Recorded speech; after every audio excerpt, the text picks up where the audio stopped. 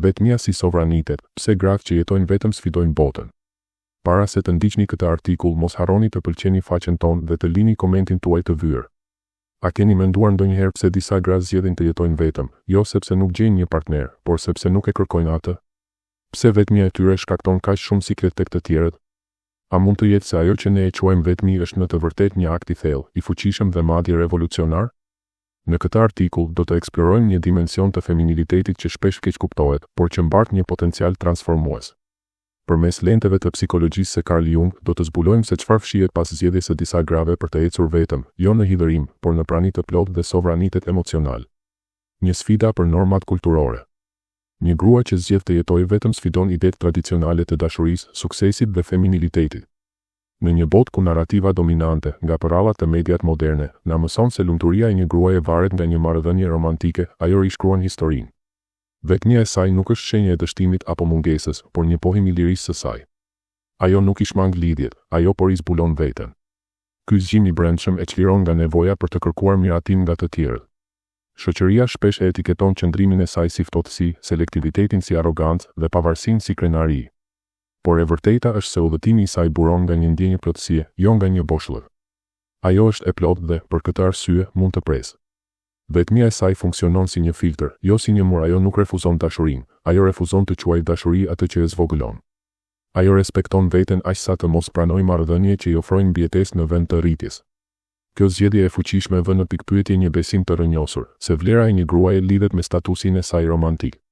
Duke refuzuar të presë lumturinë nga jashtë, ajo mishëron një akt të heshtur, por të fuqishëm të lirisë emocionale. Udhëtimi i individuacionit sipas Jung. Carl Jung besonte se plotësia psikologjike ose individuacioni arrihet përmes përballjes me hijen tonë, ato pjesë të fshehura të vetvetes që mbartin dhimbje, frikë dhe plagë të pashëruara. Gruaja që ecën vetëm ka ndërmarrë këtë udhëtim të guximshëm. Ajo ka zbritur në thellësitë e shpirtit të saj, duke u përballur me modelet familjare, nevojat e pasgjidhura dhe plagët e trashëguara. Nga kjo zbritje, ajo nuk ka dalë e thyrë, por e transformuar pak e nga pak, me qëllim dhe respekt për çdo aspekt të vetes që dikur ishte injoruar.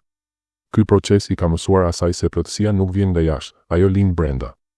Marrëdhënia e saj me veten është bërë e shenjtë. Ajo nuk është e pandjeshme ndaj dashurisë apo nevojës për lidhje, por tani afrohet dashurisë me kufi të qartë, të ndërtuar mbi respektin për veten. Ajo nuk kërkon një shpëtimtar, por një partner që mund ta shohë vërtet. Sipas Jung, kjo pavarësi emocionale nuk është shkëputje, është integrim. Dhe ky integrim është ajo që e bën atë kaq të frikshme për një botë që lulëzon në varësi dhe kontroll. Një pasqyrë për botën. Prania e një gruaje që nuk ka nevojë të zgjidhet për t'u ndier me vlerë është destabilizuese. Ajo bëhet një pasqyrë që reflekton pasiguritë e atyre që e rrethojnë. Burrat që e lidhin maskulinitetin me dominimin mund të ndihen të sfiduar nga plotësia e saj. Gratë që janë mësuar të matin vlerën e tyre përmes romantizmit mund ta shohin atë si të ftohtë. Por ajo që vërtet i shqetëson të tjerët është qartësia e saj. Ajo nuk pranon më lidhje sipërfaqësore të maskuara si dashuri. Ajo e sheh heshtjen jo si mungesë, por si prani. Refuzimi i saj për të marrë pjesë në dinamika të bazuara në nevojë është një akt i luciditetit, jo i rebelimit. Në një botë që mbushet me shpërqendrime dhe konfirmime të përkohshme, ajo zgjedh thellësinë. Kjo zgjedhje nxjerr në pa varfërinë e heshtur të marrëdhënieve të ndërtuara mbi frikë dhe jo mbi të vërtetën. Ajo nuk është e paarritshme sepse është e thyrë, ajo është e paarritshme për ata që nuk janë gati të takohen me të në tërësinë e saj. Ajo është një prag, ose ngrihesh për të përqafuar të vërtetën e saj, ose kthehesh në iluzion. Një arketip i ri. Kjo grua nuk është një anomali, ajo është shenjë e një arketipi të ri që po lind. Ajo përfaqëson fundin e një narrative të vjetër, ku vlera femërore lidhej me aftësinë për të qenë e këndshme dhe e varur. Ajo ka braktisur këtë skenar jo për të mohuar dashurinë, por për ta ripërcaktuar atë sipas të vërtetave më të thella. Ajo nuk ka frikë nga vetmia, sepse ka bërë paqe me veten. Ajo nuk zvogëlon më veten për t'u përshtatur në hapësira të ngushta për shpirtin e saj. Prania e saj, edhe pse e qetë, është e pamundur të injorohet. Është energjia e dikujt që ka kaluar errësirën e saj dhe ka dalë me dritë, jo për t'u mburur, por për të ndriçuar. Ajo e di që dashuria e vërtet është një festë mes të barabartëve, jo një zgjidhje për boshllëqet e brendshme.